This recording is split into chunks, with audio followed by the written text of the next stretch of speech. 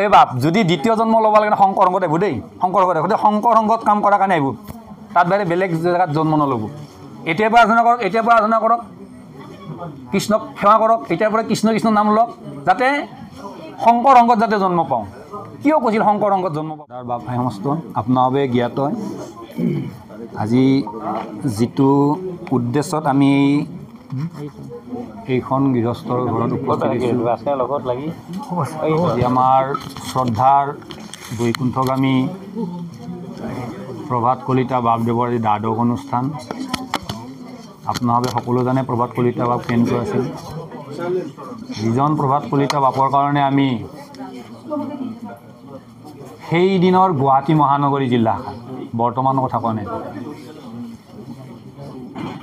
এখন সফল অধিৱেশন তেখেতৰ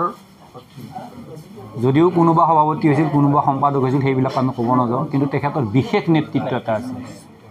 যিজন বাপে ৰাতিপুৱা 6টা বজাত বা 5টা বজাতে গৈ সেই দলিবেৰ অধিৱেশনস্থলীত উপস্থিত হয় আৰু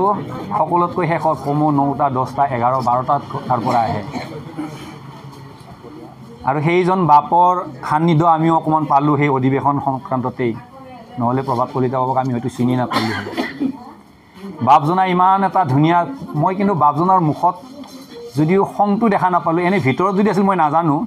কিন্তু এনেই দেখাত খংটো কিন্তু মই কোনোদিন নাপালোঁ হাঁহিৰে কথাবিলাক আমাক কৈ দিছিলে গতিকে সেইজন বাপৰ লগত যিখিনি সময় আমি কাম কৰিছোঁ গতিকে সেই বাপজনাৰ মানে ইমান এটা গধুৰ দায়িত্ব পালন কৰিছিল সম্পাদন কৰিছিল কামবিলাক কিন্তু আপোনালোকে সকলোৱে জানে আমি নতুনকৈ কোৱাৰ কোনো থলে নাই ইয়াতে গতিকে এদিনাখন মই অকণমান আগবাঢ়িছোঁ তেখেতৰ কাৰ্যতা বাপে সেইদিনাখন মই ভাবিছোঁ বাপৰ প্ৰকৃতিৰ খং উঠিছে নহয় কয় খং কৰা কাৰ্যৰ কথাটো কিন্তু আমি কাৰ্যটো খং কৰাৰ কাৰণে সেইটো হ'বই লগা নাছিল তাৰমানে বাপজনে ইমান মানে এটা হেৰিকৈ কথাখিনি কৈছে নহয় হাঁহি আজি যেনেকৈ ফটোখন হাঁহি আছে ঠিক তেনেকৈ কৈ আছে এখন গাড়ী উল্টিছে আৰু এনেকৈ মানে কৈ আছে কথা কিন্তু কিবা তামচা ফুটিকৈ কৈ আছে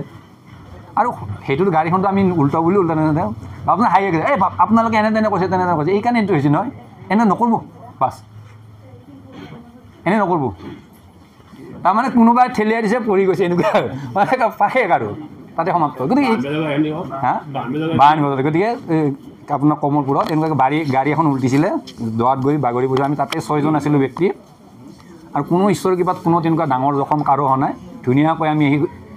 মানে কি ৰাতিপুৱা 4টামান বজাত আহি মনে মনে আমি শিবিৰত সোমাই আছোঁ যে বাপেটো কৈছোঁ নহয় 5টা 6টা বজাত যায় গাড়ী দেখা নাপালে তেখেতৰ লাগে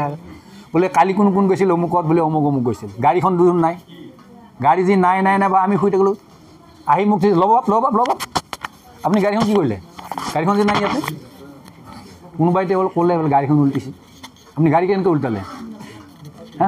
গাড়ী কেনেকৈ উল্টে বেছিকৈ দিছিল আপুনি বা বেছিকৈ দিছিল নহয় সেইকাৰণে উল্টিছে নেদব বা বেছিকৈ নেদব এই ইমানখিনি গতিকে যিয়ে নহওক সেইজন পৰম শ্ৰদ্ধাৰ প্ৰভাত কলিতা বাপুৱে জীৱন যিটো নেকি ইয়াত পালে আৰু তেখেতে এটাই কথা কিন্তু আমাক কৈছিল সেইমতে এই বাপ যদি দ্বিতীয় জন্ম ল'ব লাগে শংকৰ সংঘত আহিব দেই শংকৰ সংঘত আহিব শংকৰ সংঘত কাম কৰাৰ কাৰণে আহিব তাত বাহিৰে বেলেগ জেগাত জন্ম নল'ব এতিয়াৰ পৰা আৰাধনা কৰক কৃষ্ণক সেৱা কৰক এতিয়াৰ পৰা কৃষ্ণ কৃষ্ণ নাম লওক যাতে শংকৰ সংঘত যাতে জন্ম পাওঁ কিয় কৈছিল শংকৰ সংঘত জন্ম পাব লাগে ইয়াত তাৎপৰ্য বহুত কথা আছে ভাগৱতখন ৰচনা কৰাই হৈছে তেনেকুৱা এটা বিশেষ এটা কথা আছে তাত আমি বাপজনক কৈছোঁ আমি ক'ত চাম তেখেতে বোলে আৰম্ভণিতে চাওক বুলি ক'লে আমি আৰম্ভণিৰ পৰা চাই যাম আৰু